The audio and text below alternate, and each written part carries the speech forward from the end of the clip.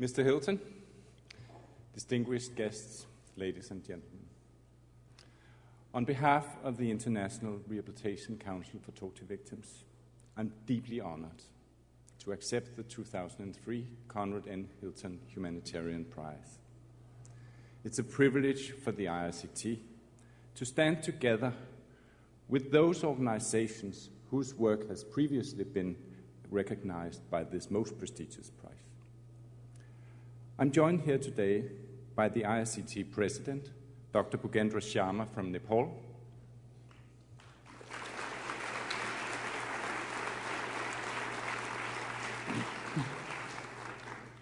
and the founder of the IRCT Ambassador, Dr. Inge Gnefke.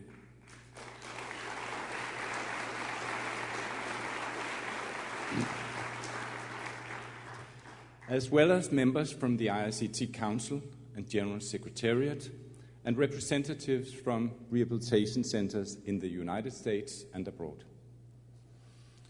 We represent a global movement of health professionals committed to restoring the health and human dignity of those who have suffered at the hands of torturers.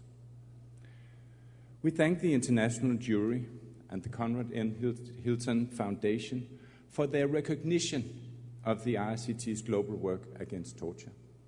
In doing so, you have focused world attention on the fact that torture continues to be widely practiced despite its absolute prohibition.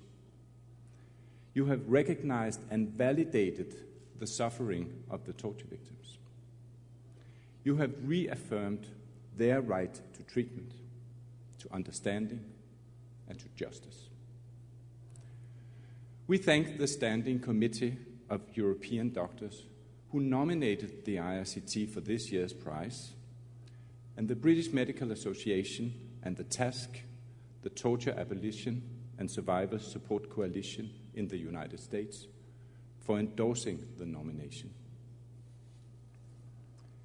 Importantly, this year's prize pays tribute to the courage of torture victims and their families, to that enduring attribute of the human spirit reflected in their determination to overcome. Let us, on this occasion, particularly remember and also pay tribute to those who have lost their lives as a result of torture. This year's prize to the IRCT comes at a crucial time. We now live in an era when many around the world share profound feelings of fear and insecurity. There's a need for reflection on both the level of restraint and the degree of determination required on the part of the world's governments to bring about a restoration of human rights, a restoration of acceptance and appreciation of all the diversity of individuals and of nations. Without a strengthening of these values, we cannot hope to experience peace and security.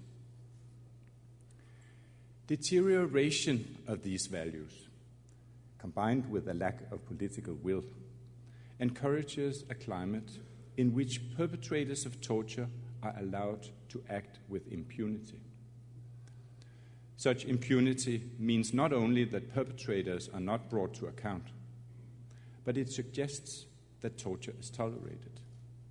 We cannot accept this. Our work against torture is continually presented with new challenges. In many countries, our centers face increasing harassment, detention, threats of torture under the pretext of anti-terrorism. In countries in which we would least expect it, we have been confronted with renewed debate about whether it can be justified to use torture. Our response to this is to affirm the words of the late Sergio Vieira de Mello: "It may not. There can be no going back. A commitment to freedom from torture is fundamental to our world civilization." We must continue to call for a clear condemnation of those that continue the practice of torture.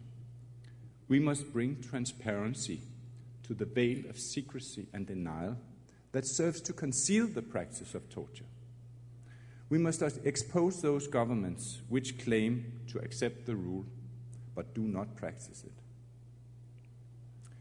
We know that torture is used as a means of political repression, domination, and control.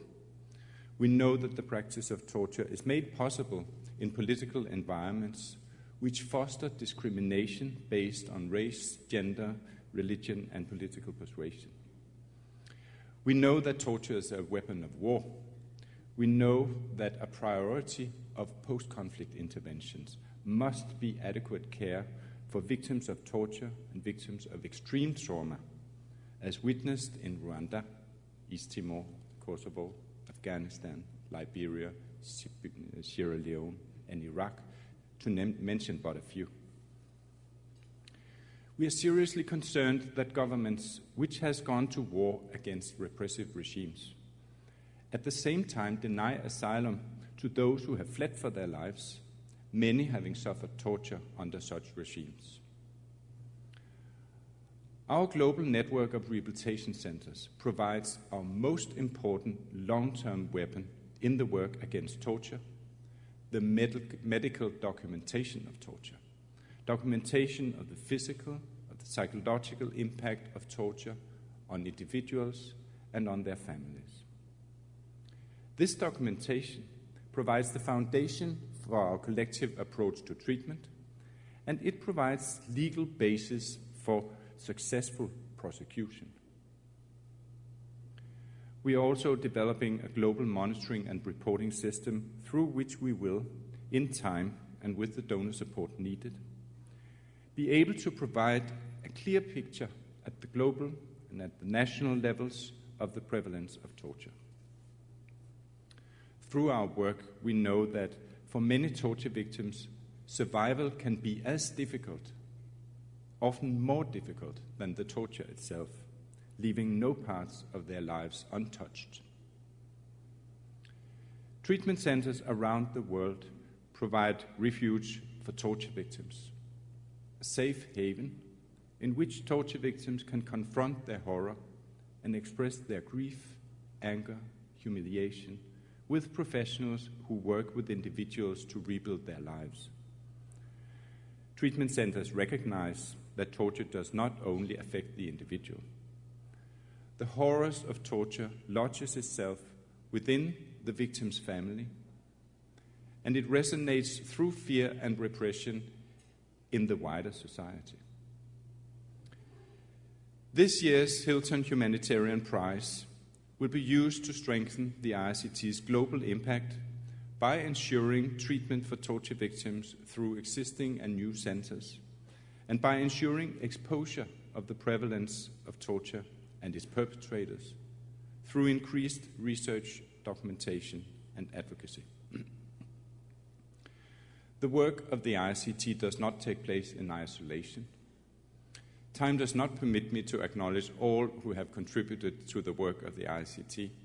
However, I would like to pay special mention to the Danish Ministry of Foreign Affairs, which has supported the IRCT from its creation, the Oak Foundation, the European Union, which for the past 10 years has been a major donor to rehabilitation work, and we hope continues to be so in the years to come.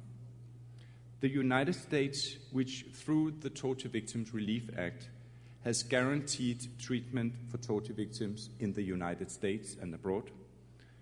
And the UN Voluntary Fund for Torture Victims, which has in many cases meant the survival of many of our centers. And we urge UN member states to increase their commitment to this fund.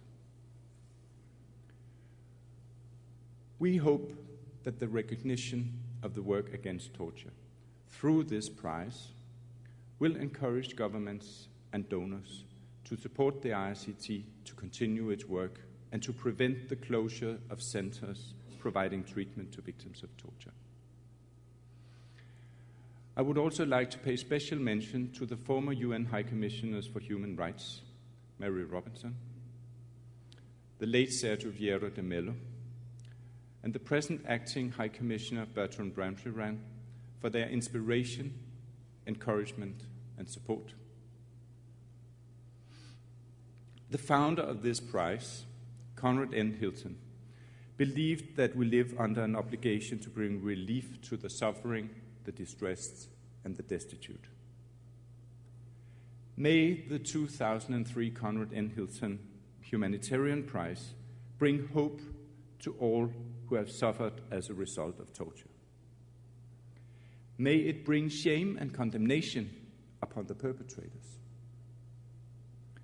And may it strengthen our resolve and encourage others to join us in our efforts for a world without torture.